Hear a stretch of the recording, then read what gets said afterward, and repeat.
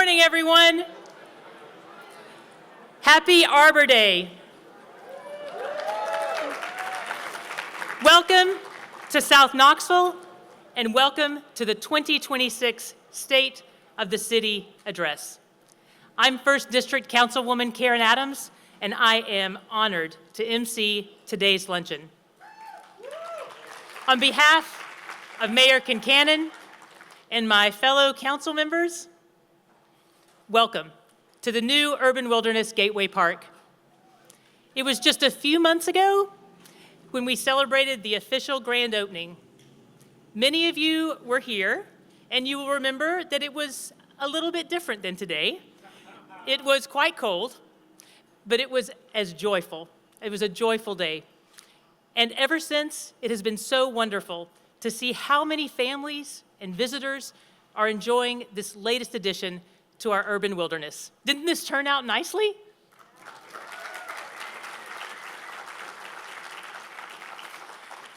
Thank you so much. And I would just like to ask that we could give one more round of applause for everyone who dreamed, who designed, and who built this space.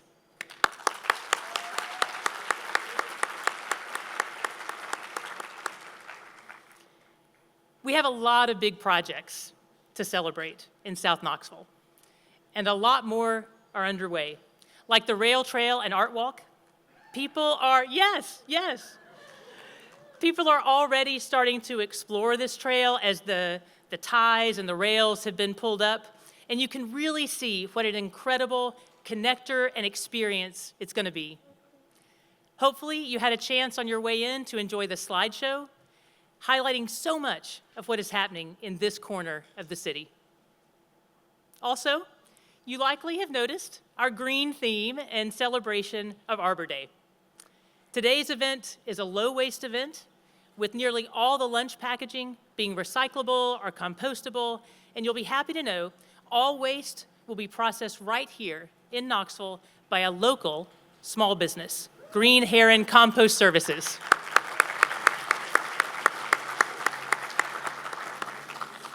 Also, and this is super special, on your way out today, our urban forester, Casey Krause, and Trees Knoxville will be handing out saplings that you are encouraged to take and plant on your own property this Arbor Day. Just earlier this week, I participated in a tree dedication in Mary Vestal Park, honoring the late Gene Burr and his work, his city planning, his community building, and all of his work towards sustainability. Our tree canopy is one of the incredibly special characteristics of Knoxville. So plant a tree in honor or in celebration. Any saplings left behind, I don't want you to worry, they are going to be taken to Tree Fest later this afternoon, and that is going to be happening at Baker Creek. Everybody look with me, right over there. Just follow the trails, and that's starting at 4 p.m. Now, before we get started in today's program, I want to go over a few housekeeping items. Please make sure that you grab your lunch from the tented area. So if you're sitting there and you're like, I'm hungry, I wish I'd gotten my lunch, this is your time to get up and run and go get it. We also have a virtual program today, keeping with the sustainability theme. You can scan the QR code found on posters around the park, and you can also go to knoxvilletn.gov/budget to the website to view the program there. Every year, the State of the City Luncheon brings people together from across our city and beyond. It is a good time to celebrate the progress we've made and to look ahead to how we can keep our momentum going. It's a great honor to see so many people here with us, including dignitaries from all across the region. Now here's where I'm going to look at a list, and that's why I've got these. As I call your name, please raise your hand so that people can honor and recognize you. Former Mayor Madeline Rojero.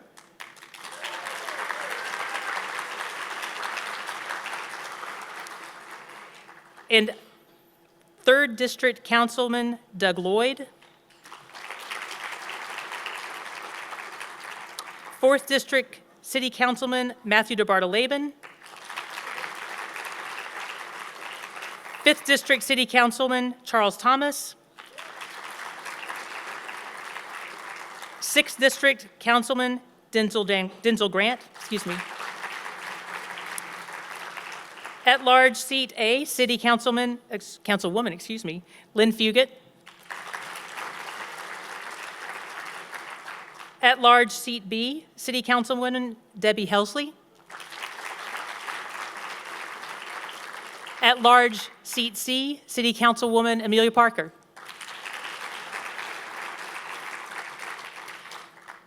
Former City Council folks, City Councilman Robert Frost. City Councilwoman Lauren Ryder. Former City Councilman Andrew Roberto.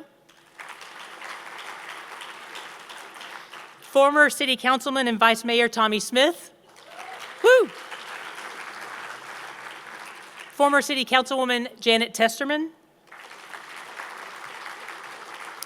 Before I go on to some other offices, I also want to acknowledge, I'm apologizing, 2nd District Councilman Nathan Honeycutt.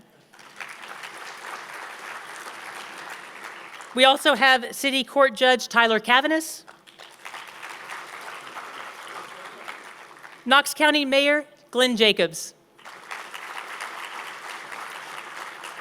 At-large seat 11, Commissioner Kim Fraser and Vice Chair. And 4th District School Board woman Catherine Bike. I am confident that I may have missed someone, and so please raise your hand if you should have been on this list, and let us give you another round of applause.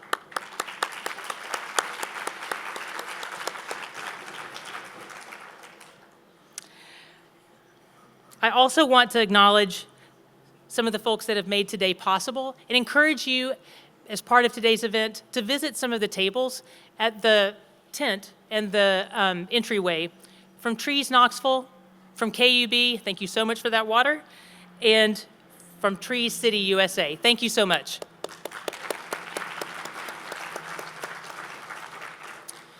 Time now for the invocation by Rabbi Reina Soroti from Temple Bethel, followed by the presentation of the colors by the Knoxville Police Department. South Doyle Middle School then will lead us in the Pledge of Allegiance, and Lariah Smith from the city's Parks and Rec team will lead us in the national anthem. Please rise for the invocation. Rabbi?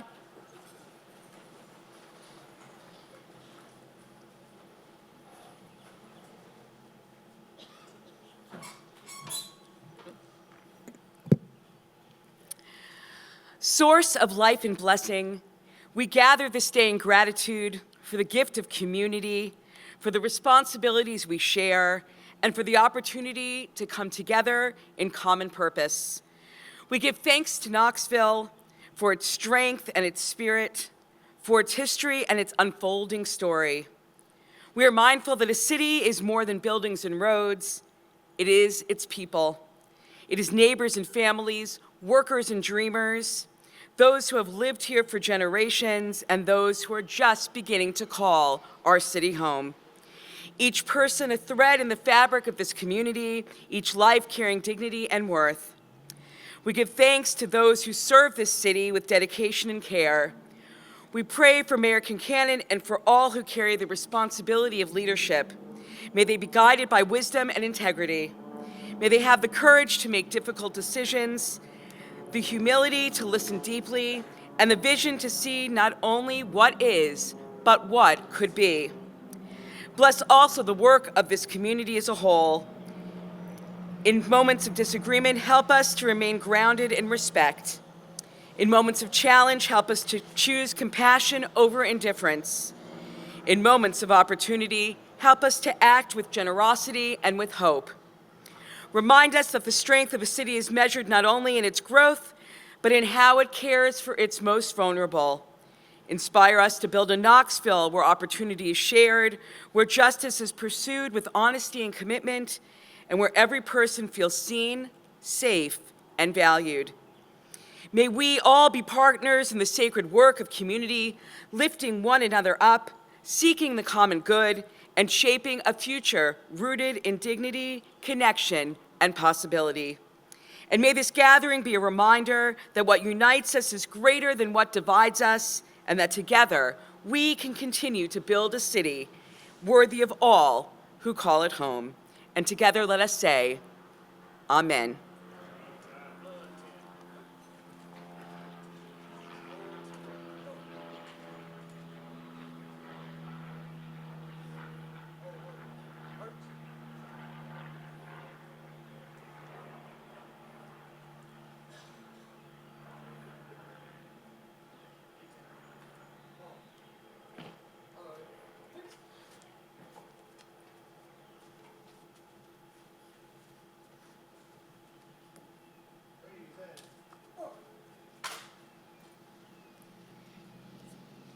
I pledge allegiance to the flag of the United States of America and to the republic for which it stands, one nation, under God, indivisible, with liberty and justice for all.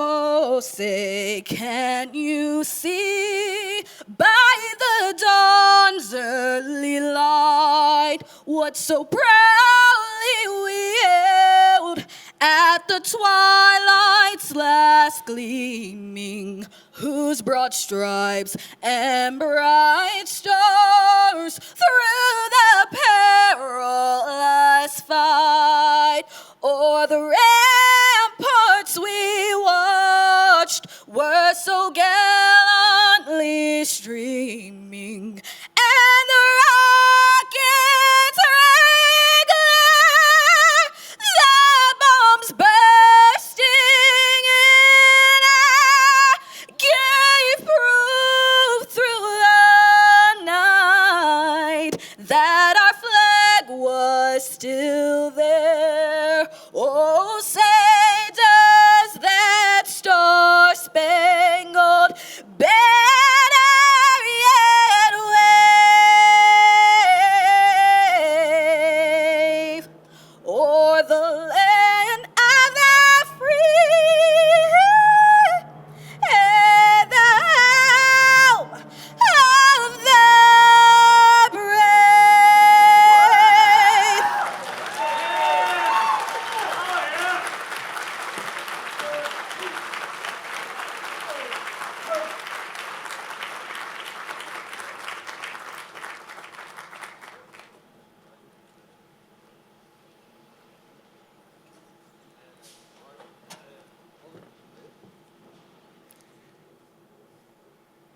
Thank you.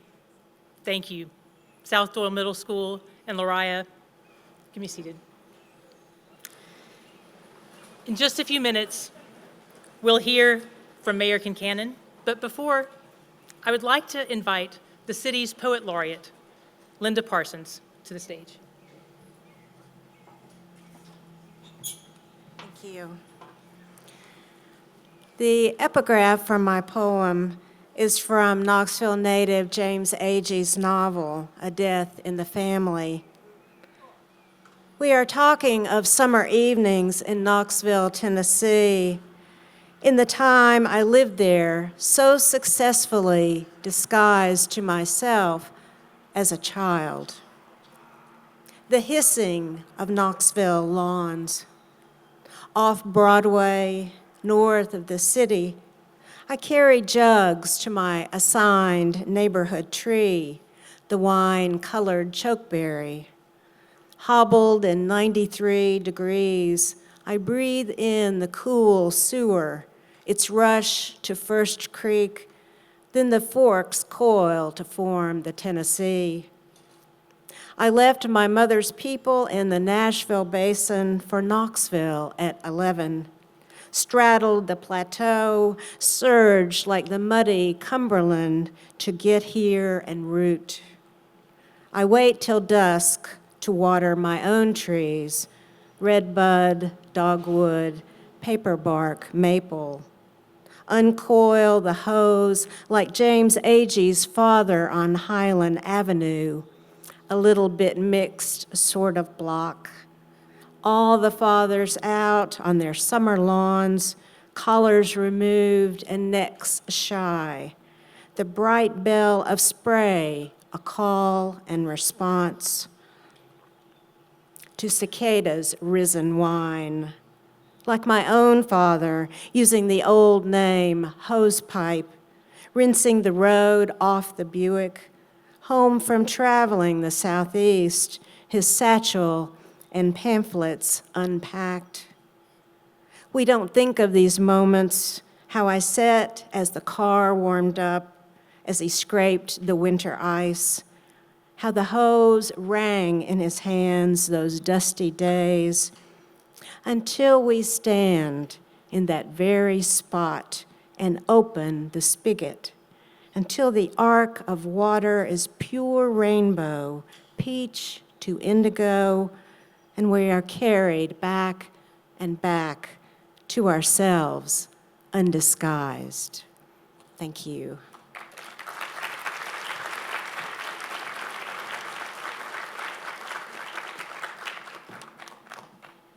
Thank you so much, Linda. That was beautiful. Poetry helps center us. It helps us reflect, remember, and helps us synthesize. I'm thankful that our city recognizes you, your craft, and the enduring importance of poetry. If you'd like to learn more about the Poet Laureate program, you can go to the city's website at knoxvilletn.gov/poet. And now for the highlight of the day, the State of the City Address. It is my honor to introduce Mayor India Kincannon, the city's 69th mayor. The mayor and I have known each other for several years. As parents, as fellow outdoor enthusiasts, and as civically minded individuals. I now have the honor of working alongside her in the last years of her administration. Before being elected to council, and since I began serving, I've recognized the mayor's love for Knoxville and for making our city ever better. By working to find smart and sustainable solutions for age-old challenges, for pushing to make Knoxville greener, more connected, and by supporting and celebrating the things that truly make this place special, like this gateway to the urban wilderness, a place for everyone to enjoy and a place that is truly Knoxville. We are lucky to have a mayor who cares deeply, who works tirelessly, and wants the best for everyone in our city. So without further ado, here's my friend, our mayor, India Kincannon.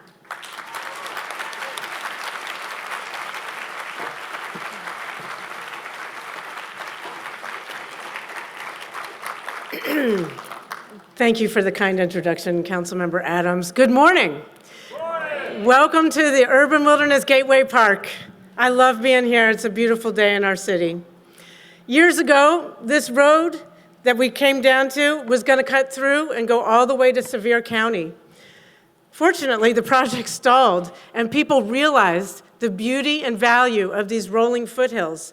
Instead of just lamenting the loss of this asset, people got busy. They worked with local leaders, and they made a plan. In 2013, we stopped that unnecessary extension, and now 13 years later, we are celebrating the transformation of the space into a family-friendly gateway to over 1,000 acres of urban wilderness. I want to reiterate big thanks to everyone who made this possible, especially Mayor Madeline Rojero, who led the charge. Thank you.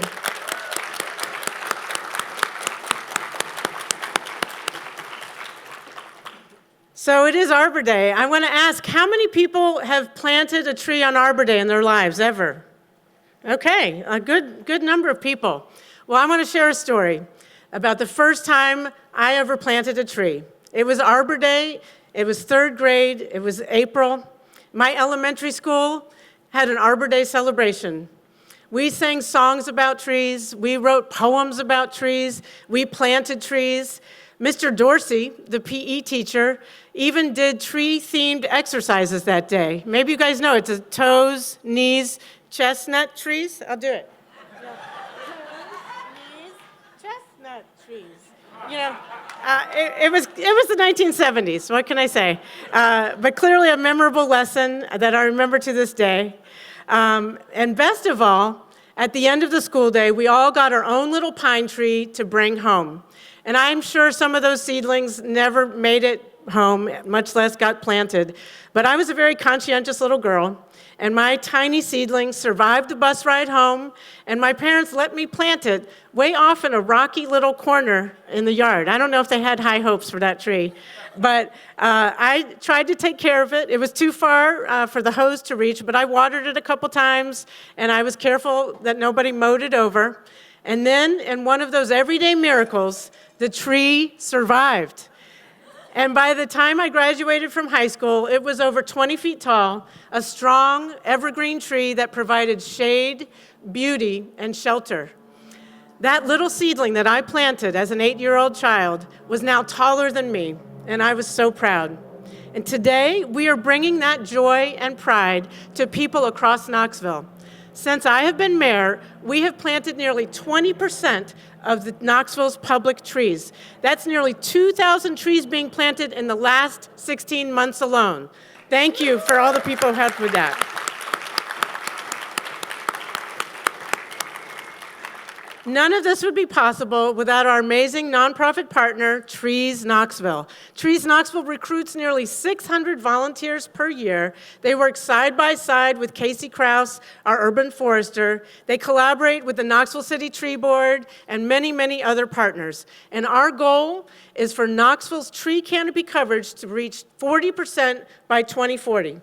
And we are doing that by concentrating on 3 simple things: more trees, better trees, and trees for all.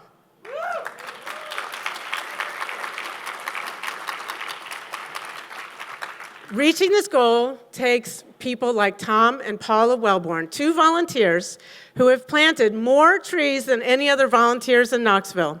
Tom co-founded Trees Knoxville, and Paula helps plant and maintain trees in North Knoxville, one part of town that needs more trees to protect us from extreme heat.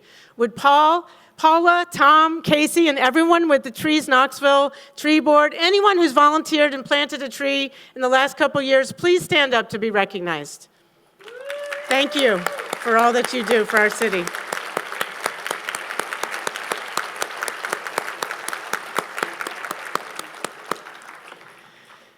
It seems only fitting that we are here on this Arbor Day because, believe it or not, a tree is a lot like, the city is a lot like a tree.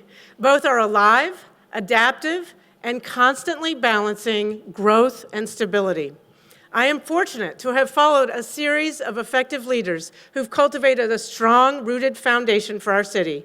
So to Mayor Rogero, Mayor Dan Brown, Mayor Bill Haslam, Mayor Victor Ash, and to all of my predecessors, thank you for your steadfast leadership and helping our city weather some pretty big storms. Thank you.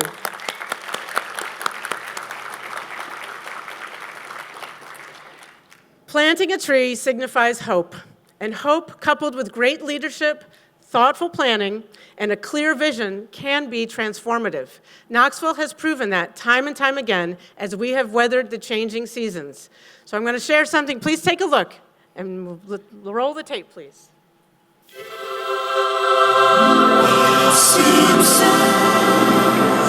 30 years ago, our scruffy little city was the butt of a joke on an episode of The Simpsons. So, it's a choice between Disney World and Knoxville. Knoxville! Knoxville! Knoxville! I concur. Fast forward to today. The Sun Sphere is still standing, downtown is bustling 7 days a week, and people who are moving here say our outdoor spaces are a big part of what's drawing them in. We had to do the pros and cons moving from Colorado to Knoxville. We were looking for houses around Baker Creek Preserve and also Ames, so this area, because we're pretty outdoorsy. Let us not forget where we are right now. This park was supposed to be a highway extension. But Knoxville has a way of hoping for something more and finding ways to make it happen. Think about what the urban wilderness has been for our community and bringing people in from all over the country and the world, for the recreational aspect. Trees are part of the urban wilderness. And I always say, people probably aren't going to want to go mountain biking if we didn't have any trees out there. I know that when we saw plans, we were all incredibly Obviously excited. It's a very special privilege to have such development. Also the excitement of the quality of the design and sort of the uniqueness and the thought that was going into sort of every aspect and every phase. The neighborhood has been jazzed, and now that it's finally come to fruition, it's really special. It's pretty awesome. So, you might be asking, what's around the corner?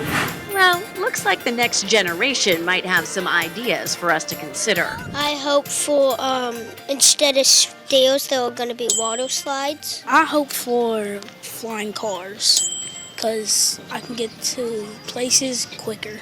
I hope Knoxville has a huge water park.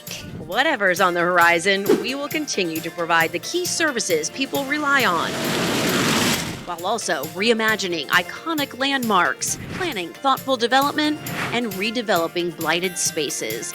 The bottom line, when we all work together and have a little hope, we can plant the seeds for an even better tomorrow.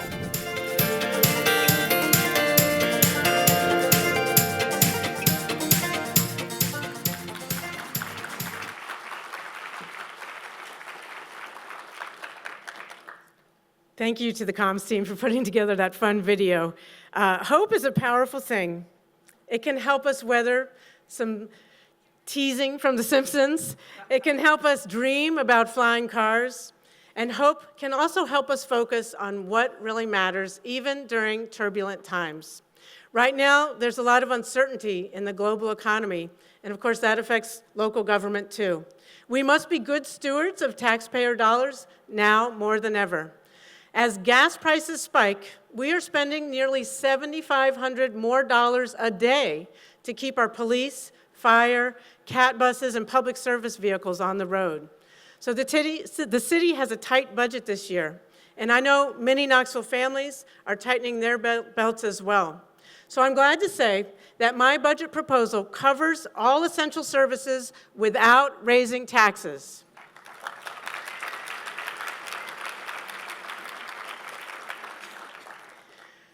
Five years ago, I was going to too many funerals.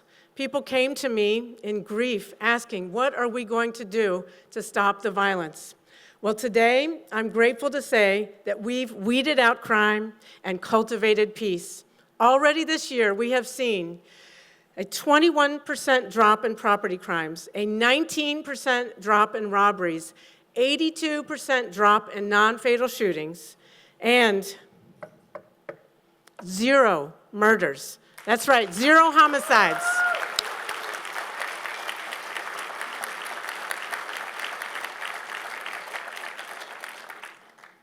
KPD is fully staffed for the first time in years. It's really good news. Our violence interruption efforts are working, and trust between the community and the police is much higher.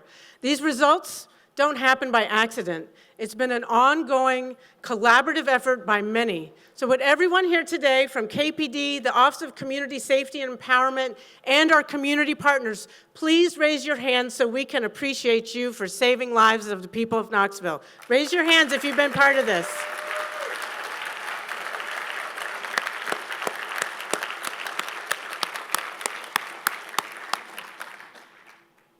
Our drop in crime is happening at the same time as a lot of growth. We have added almost 12,000 people to the city of Knoxville just since I've been mayor, and that doesn't even include the growing numbers of visitors and commuters. So to keep our growing city safe and to avoid stretching our officers too thin, this budget proposes to add 5 new police officers to the force. This would be the first time we've added to our police force in modern history.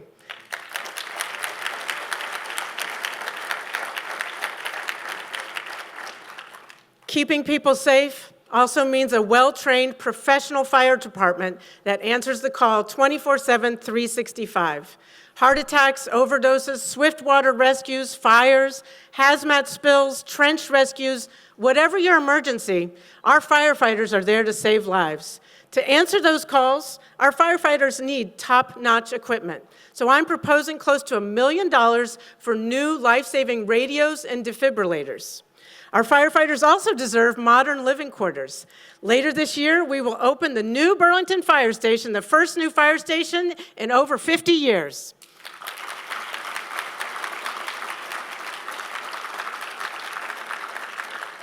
While we're excited about our new fire station, we also have some fire stations that are over 70 years old and in desperate need of updating.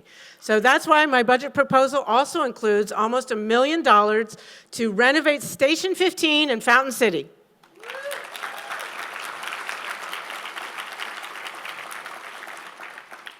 I'm so proud of the huge strides we've made reducing violent crime in our city, and we have to be just as zealous in our efforts to reduce fatalities from roadway crashes. Our goal is 0 fatalities on city streets by 2040. Since 2023, we have seen a 31% reduction in traffic-related deaths, and we are going to keep driving that number down. This budget contains $1.6 million that will go directly to our Vision Zero initiatives, things like sidewalk repairs, ADA curb cuts, traffic calming, speed cameras in school zones, and more. And that is on top of nearly $10 million for paving, maintaining roads, sidewalks, and signals across the city. Whether biking, walking, or driving, everyone should be able to move around Knoxville safely.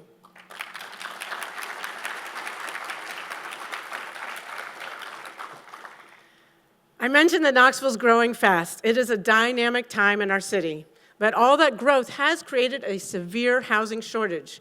We are meeting the moment and delivering results. In the past 5 years, our $50 million investment has helped build more than 3,000 new affordable homes in places like Western Heights, First Creek at Austin, Liberty Place, Callahan Flats, and many, many more. We have a lot to celebrate.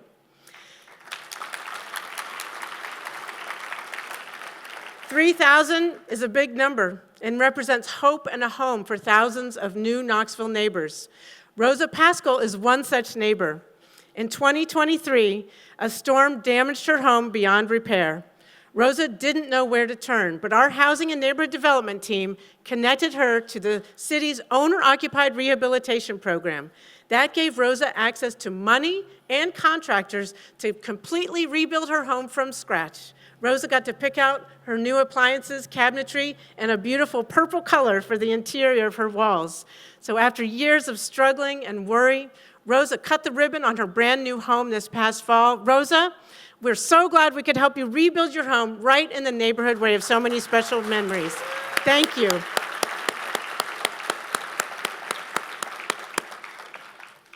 This year, our commitment to housing continues to grow. I'm proposing more than $8 million in this year's budget to continue our transformation of Western Heights and to help build a new Habitat for Humanity community in the Alice Bell neighborhood. It takes some time to build new affordable homes, and our homeless neighbors need help right now.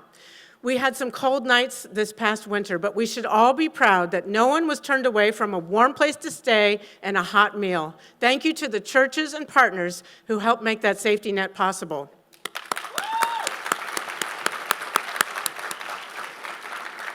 My budget dedicates $2 million to homelessness prevention, including $500,000 towards warming centers and more support for the Joint Office of Housing Stability.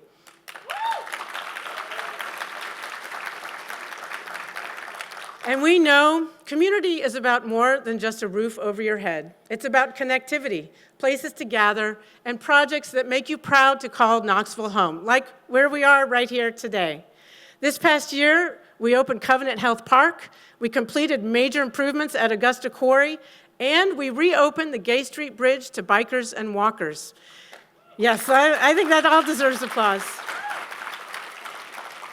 This past year, we also had hundreds of people across the community help create and adopt a Parks and Rec master plan. This budget is the first step to turning that plan into a reality. So even though we lost a huge federal grant, we are still pushing forward with connectivity projects in East Knoxville. That includes money to do a First Creek Greenway connection and dedicated protected path across the James White Parkway Bridge. So thanks also to Legacy Parks and Pete Clausen, the long-awaited Rails to Trails project is finally happening, And this budget includes a bigger contract for the Appalachian Mountain Bike Club, who's going to help us maintain those trails, build out the G&O path, and maintain the trails here in the urban wilderness and Sharps Ridge. So thanks for everybody making those connections possible. We love being a trail town. You heard those kids in the video? As we head into the hot summer months, and I'm a little bit hotter than you guys in the sun here, but I'm already thinking about the summer. They would love to have water parks, water slides, things to keep cool. So we may not be able to swing that, but I am proud to announce that this budget includes design money for a splash pad at Victor Ashe Park.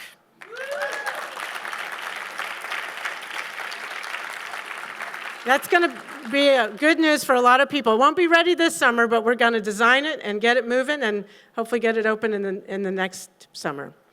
This budget recognizes that some of our hardest working employees are those who take care of our kids in after-school programs, summer camps, and at our city pools.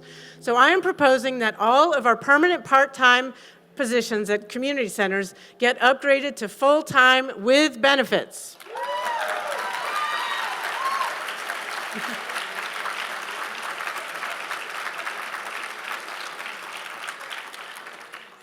While we're talking about parks, I also want to say that my proposed budget reflects our commitment to Chilhowie Park. We are excited that the Muse is going to go into the Jacob Building later this year, and this budget includes significant investments for Zoo Knoxville. And as promised, I'm proposing $2 million for capital improvements at Chilhowie Park, hiring 4 new public service workers to update this historic gem from a rental venue to a park that's open to the public, same as our other parks.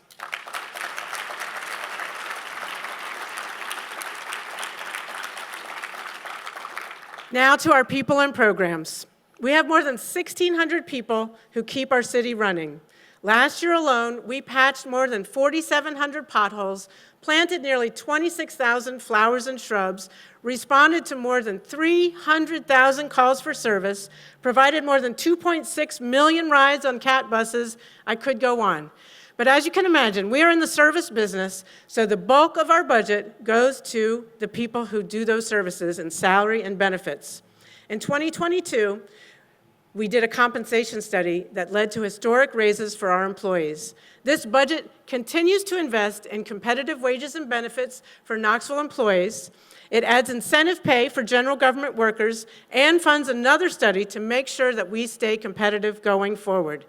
Paying people fairly and treating them well is not just the right thing to do, it also motivates our people to do their best for the neighbors we serve. Thank you, City of Knoxville employees.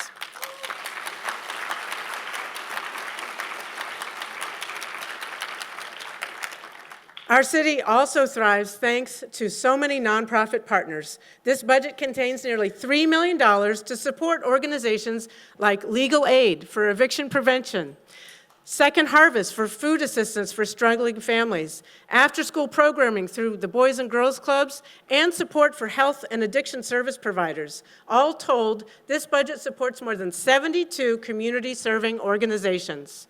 This is a tight budget, but we remain committed to investing in programs that help Knoxville neighbors.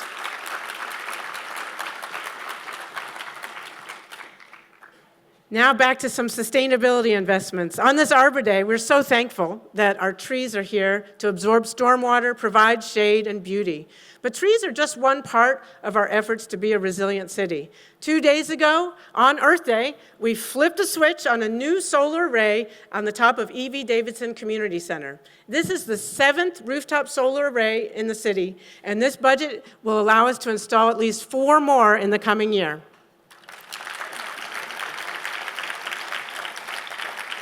I'm also proposing $2 million in more energy-efficient upgrades to roofs and HVAC systems on city buildings. And these investments will ultimately pay for themselves by reducing utility bills while also cutting our emissions.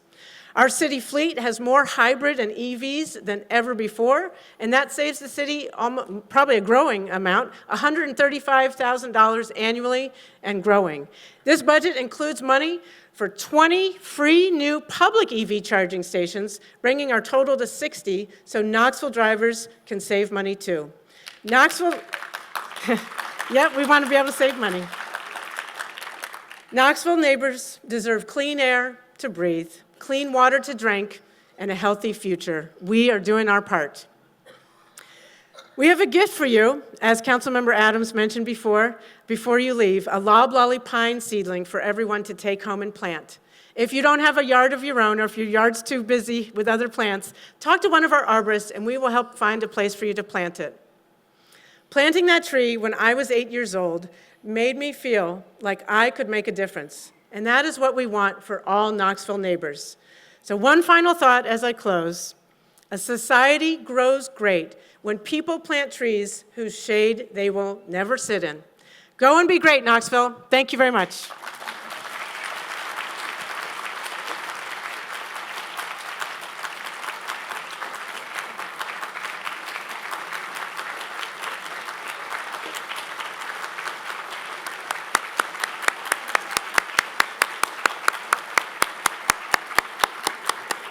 Thank you, Mayor Kincannon. Thank you so much. And thank all of you for coming today. Before we close things out, I'd like to invite Father Tim Sullivan from the Church of the Immaculate Conception, who will deliver our closing remarks. Father.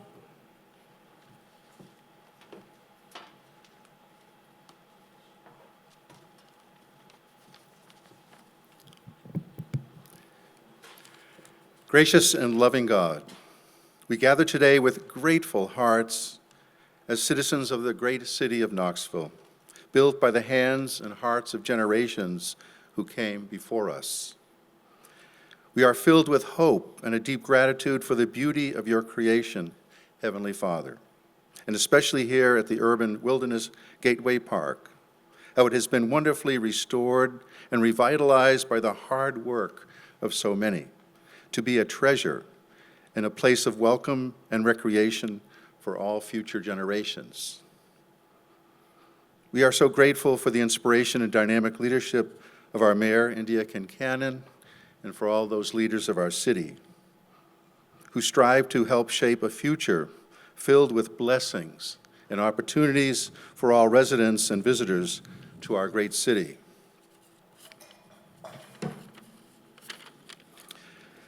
Creator and loving God, grant to all our city leaders the wisdom that seeks the goodwill of all peoples, especially those who struggle at the margins, the poor, and the homeless. May every measure of progress be counted not only in growth and prosperity, but in justice, in dignity, and in the flourishing of every person in our city. Bless those who serve in public life, who carry the weight of difficult decisions on their shoulders. Give them the courage to speak truth, to have humility to listen carefully, and to the will to act for the common good. And finally, we pray for the virtues of faith, hope, and love, that they may be the centerpiece of all our efforts. It has been said that faith is how we know where we're going. Hope keeps us going, and love is how we get there. May our communal faith, hope, and love in Knoxville inspire all of us to be vessels, ambassadors of God's divine love and compassion. We ask all this in the spirit of great gratitude and hope. Amen.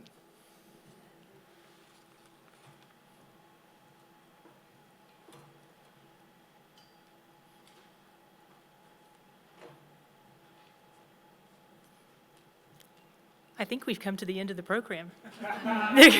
So I just implore all of you to enjoy the time that you are here, spend some time talking to one another. Thank you to all of the individuals who make this possible, who are making those tough decisions, who are giving their time, volunteering, everyone coming together to make this place so special. Spend a little time here talking to one another, and don't forget, Tree Fest happening at 4 o'clock. Thanks so much.